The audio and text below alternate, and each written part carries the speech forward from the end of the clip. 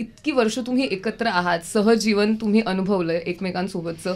कलाकार म्हणून एक गुण आणि माणूस म्हणून एक गुण, जो अगदी एकमेकांबद्दलचा आत्ता डिस्कवर झाला. म्हणजे असं होतं ना की आपण एकमेकांसोबत राहून सुद्धा एखाद्या व्यक्तीतला असा वेगळाच गुण ओव्हर द इयर्स आपल्याला जाणवतो, जो कदाचित सुरुवातीला कळला नसेल किंवा जाणवला नसेल.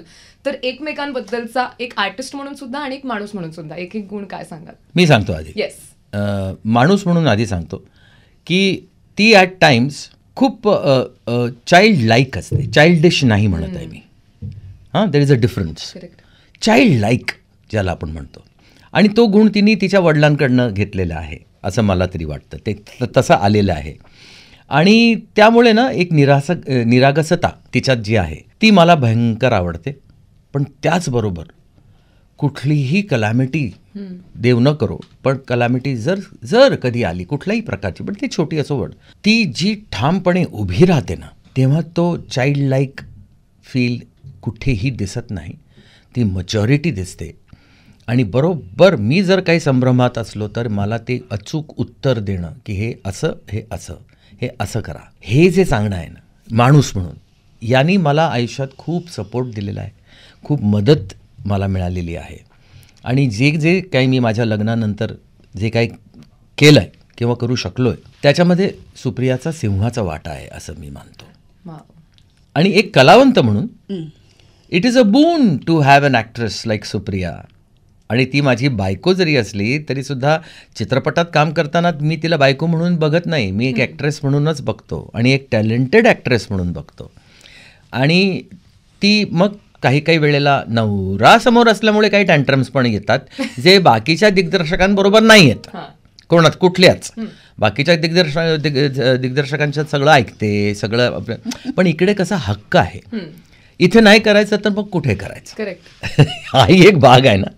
तर मग त्या प्रकारे कधी कधी मला मग चिडवायला किंवा हे, तर ह्या सगळ्या गोष्टी जे ती करत असते, आता मला त्याची सवय पण झालेली आहे आणि मला ते आवडूही लागलेलं आहे.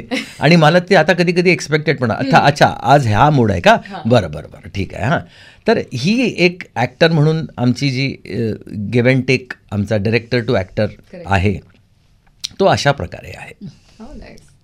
तुम्ही काय सांगाल? सो आर्टिस्ट म्हणून मी सांगेन कला म्हणजे रायटिंग ही पण एक कला मानते मी. आणि जी हल्लीच ह्याच वर्षी या वर्षभरात मला ती लोकांपुढे आलेली आहे आणि ती म्हणजे त्यांची उर्दू भाषेतली शेर व शायरी. सो मुशायरा त्यांनी गेल्या वर्षी केला आणि अशा जागी त्यांनी त्यांचे शेर वाचले किंवा पढले म्हणू शकतो की जिथे प्रकर्षाने उर्दू भाषेतले लिटरेचरमधले खूप चांगले मान्यवर तिथे उपस्थित होते. आणि सो हे जे त्यांचं रिस्क टेकिंग आहे ना, की त्यांना जे येतं ते ऑनेस्टली लोकांसमोर मांडतात. त्याच्यात त्यांना त्यांचा कॉन्फिडन्स अबाधित असतो, कारण ते त्यांना खूप आनंद देतं. तर त्यांना असं त्यांचं तोच आनंद त्यांना ते सगळं करायला भाग पाडतो, because he wants to share that.